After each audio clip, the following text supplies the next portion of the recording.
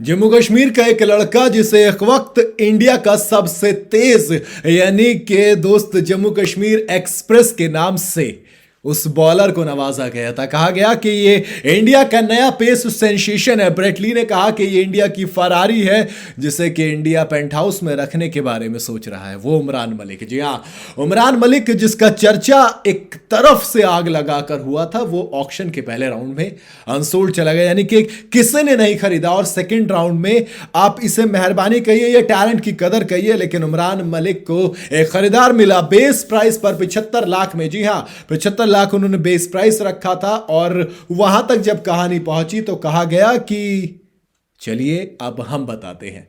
कोलकाता की उस Aiden garden के पिच पर शॉट ऑफ गुड लेंथ की जब बॉल आएगी 150 की पेस के साथ, तो दोस्त सामने वाले के जहन में थोड़ा सा खौफ तो आने वाला है, मुझे ऐसा लग रहा है। और आई थिंक 75 लाख में उमरान मलिक केकेआर के लिए एक वन ऑफ दी सबसे शानदार बेस्ट बाय आप कह सकते हैं।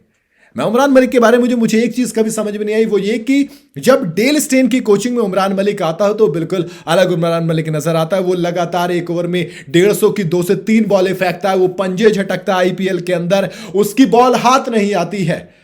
लेकिन वही उमरान मलिक जब टीम इंडिया खेलता है या किसी और की कोचिंग स्टाफ में जाता है तो उमरान मलिक का थोड़ा सा ना पेस आ रही होती है, ना वो टप्पा पड़ रहा होता है, फील्ड प्लेसमेंट में उसे पीछे चौके जा रहे होते हैं।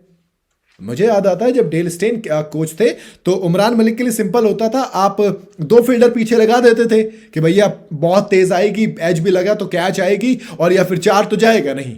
लेकिन बिल्कुल कहानी बदल जाती है। उमरान मलिक भाई 2021 में डेब्यू किया था, केकेआर के खिलाफ किया था। सोचिए, उसी केकेआर ने इनको खरीदा 2021 में जिसके खिलाफ डेब्यू किया था। जब 150 की आरसीबी के खिलाफ वो लगातार 150 चटकाई, तो उसके बाद कहा गया कि भैया ये लड़का जलवा दिखाएगा। 2022 में 4 करोड़ रुपए में एसआरएच ने रिटेन भी किया था। फिर उसके बाद जलवा थोड़ा सा दिखानी, एक मैच खेलने को मिला लास्ट सीजन में भी पैट कमिंस की कैप्टनसी में, उसमें बॉलिंग में पिटाई हो गई तो फिर मामला चला नहीं।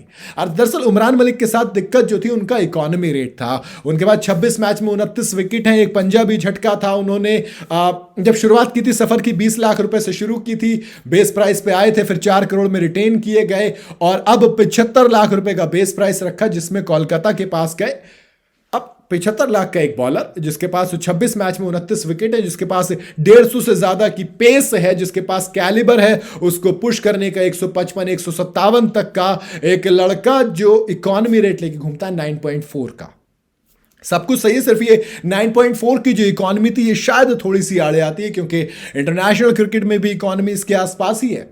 तो T20 क्रिकेट में वो जो इकॉनमी है वो उमरान मलिक के आड़े आ रही। मुथैया मुरलीधरन ने एक पॉडकास्ट में कहा था कि उमरान मलिक के पास अभी सिर्फ पेस है, बाकी जो वेरिएशन होती है स्लोअर, यॉर्कर हो गया, ये सब हो गया, कटर, लेग कटर, ये सब नहीं है।